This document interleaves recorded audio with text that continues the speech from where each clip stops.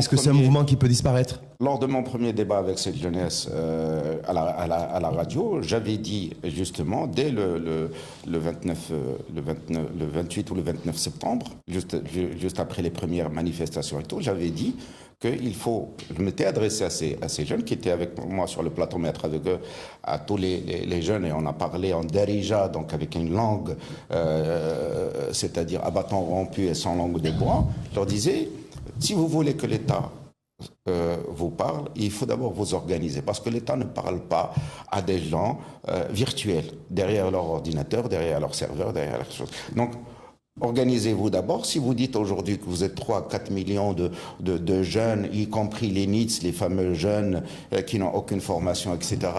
Bah, d'abord, regroupez-vous dans des associations ou même dans des partis, hein, parce qu'aujourd'hui, la loi sur les partis ne demande que 5 000 adhérents. Moi, vous êtes 1 million, vous pouvez même aujourd'hui avoir plus de voix même que le parti qui est arrivé en tête, à savoir le RN aux dernières élections, qui s'est fait élire sur 1,5 million de voix. Donc aujourd'hui, si vous voulez vraiment prendre votre destin en main, allez-y, mais à travers les institutions marocaines, à l'intérieur des institutions marocaines. Il ne faut pas aller en marge, parce qu'encore une fois, si on va en marge et puis ça va être que des vociférations et des cris, et à la fin on n'entend plus qui dit quoi, l'État ne répondra jamais. Aucun État au monde ne répond à des gens anonymes, même s'ils sortent dans la rue, d'accord? Il y aura toujours des manifestations, et j'espère encore que les manifestations qui vont venir, qui ont été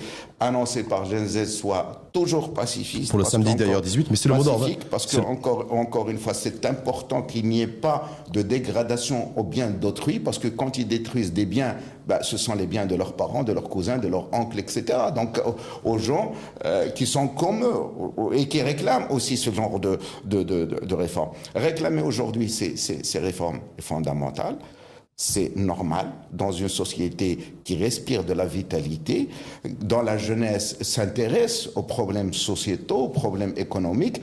C'est bien, ça dénote que les jeunes ne s'intéressent pas qu'au jeu, s'intéressent aussi à la politique et au bien-être général, tant mieux.